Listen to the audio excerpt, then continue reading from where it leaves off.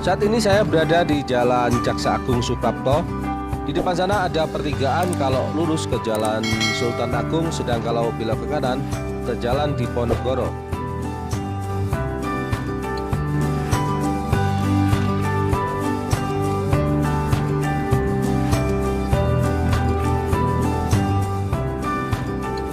Halo teman-teman, Assalamualaikum warahmatullahi wabarakatuh.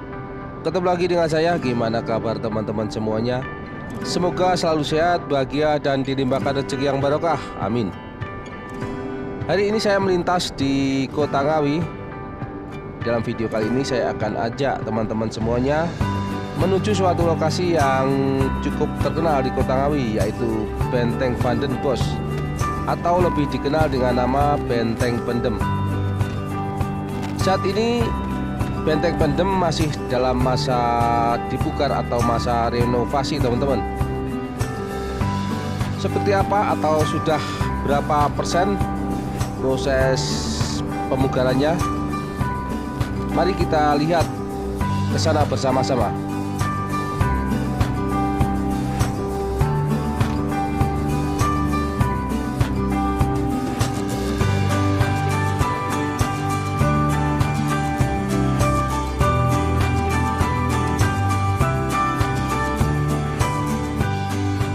Kita sudah sampai di pintu gerbang masuk lokasi benteng, teman-teman.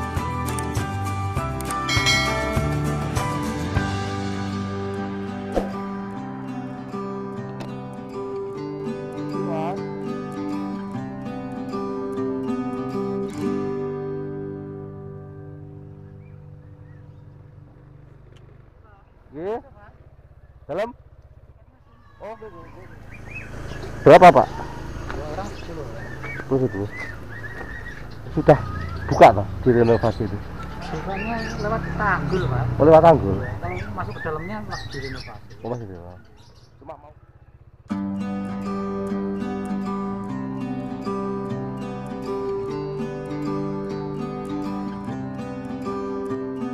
Dan ternyata masih belum diperbolehkan masuk ke dalam lokasi benteng, teman-teman, karena proses pemugaran masih belum selesai.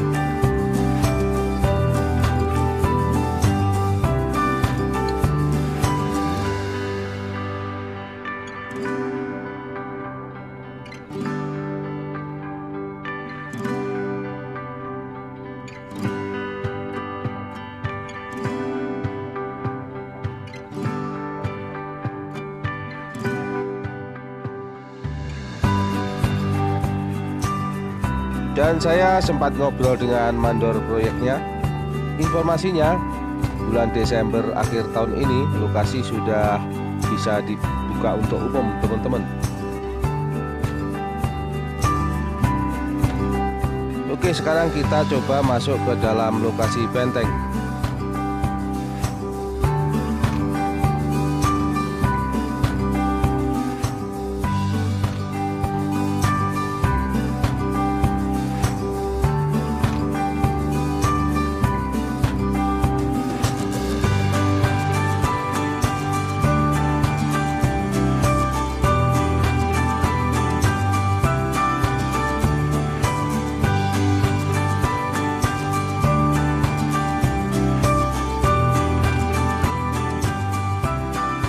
Jadi seperti ini, teman-teman, penampakan Benteng Pendem atau Benteng Van den Bosch yang beberapa bulannya lalu sudah mulai dibukar atau direnovasi.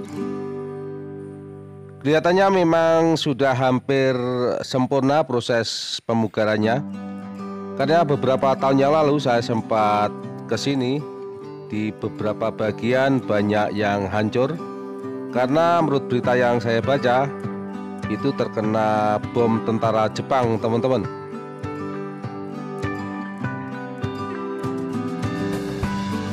Benteng Van den Bosch disebut juga dengan benteng pendem karena lokasinya memang lebih rendah dari tanah di sekitarnya. Dibangun pada zaman Belanda di abad 19.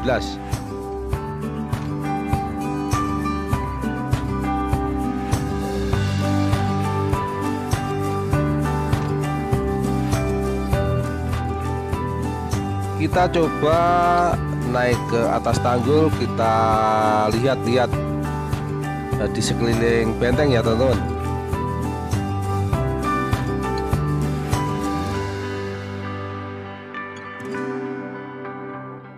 Pada tahun 1845 benteng ini selesai dibangun dan saat itu dipergunakan oleh Belanda sebagai tempat untuk mempertahankan kedudukannya dan untuk menjaga pelayaran dan perdagangan khususnya di wilayah Jawa Timur.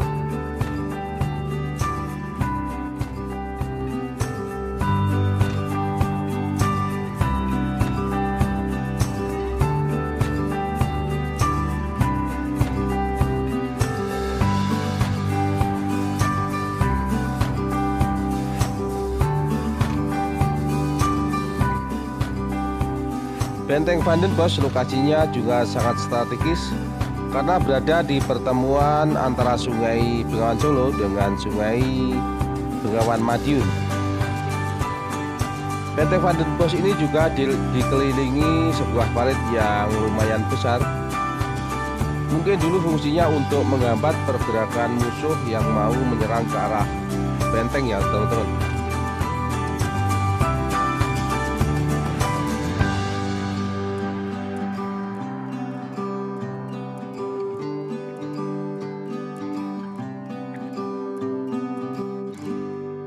Dapat kita lihat dari sini lokasi benteng memang agak lebih rendah dibandingkan dengan tanah di sekitarnya.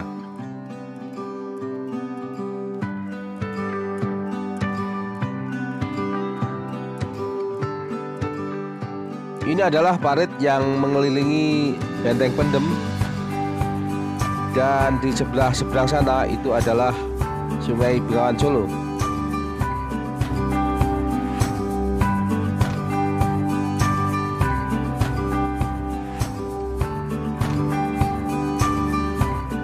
Sekarang saya berada di sebelah belakang benteng, tepatnya di pojok sebelah utara.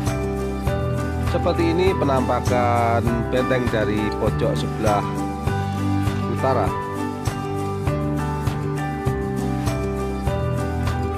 Sekarang kita coba jalan ke arah selatan. Kita lihat penampakan benteng dari arah belakang.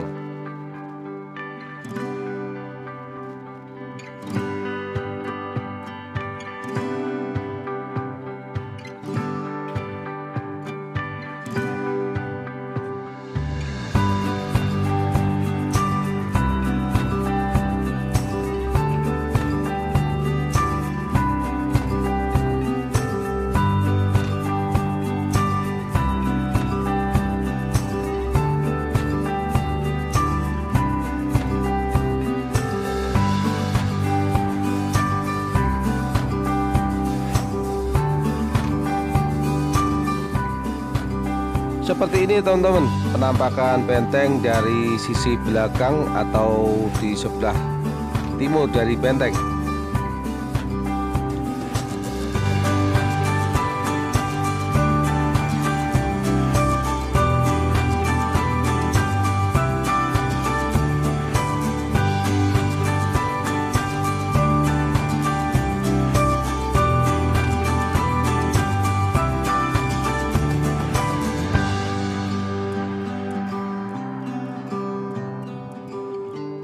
Ini adalah parit yang berada di sisi timur dari benteng.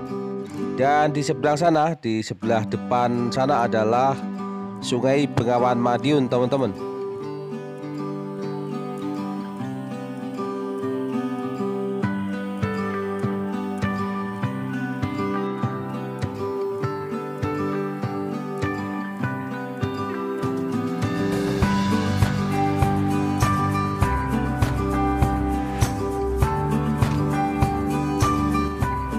Pada masa penjajahan Belanda, benteng ini ditempati lebih dari 300 tentara Belanda.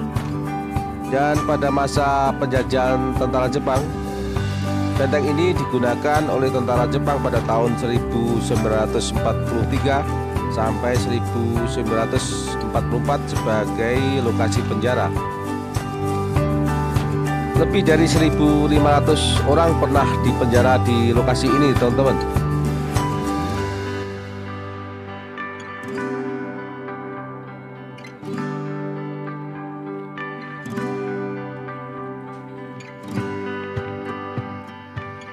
Pada zaman pendudukan Belanda, ada salah satu pengikut Pangeran Diponegoro yang sempat dibunuh di lokasi ini, teman-teman, yaitu Kiai Haji Muhammad Nur Salim. Beliau dibunuh atau dikubur hidup-hidup karena tidak mempan dengan senjata. Dan lokasi pemakamannya adalah berada di ruangan utama dari benteng ini.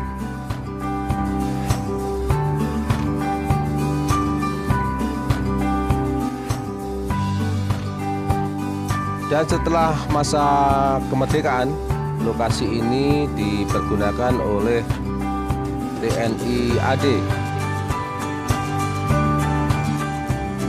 Di sebelah sini, di belakang gerbang masuk ke arah benteng, terdapat 2 buah roda kanan dan kiri. Ini dulu fungsinya untuk menggerakkan pintu ke arah gerbang sini agar bisa membuka dan menutup dengan mudah, teman-teman, karena ukuran pintunya yang sangat besar.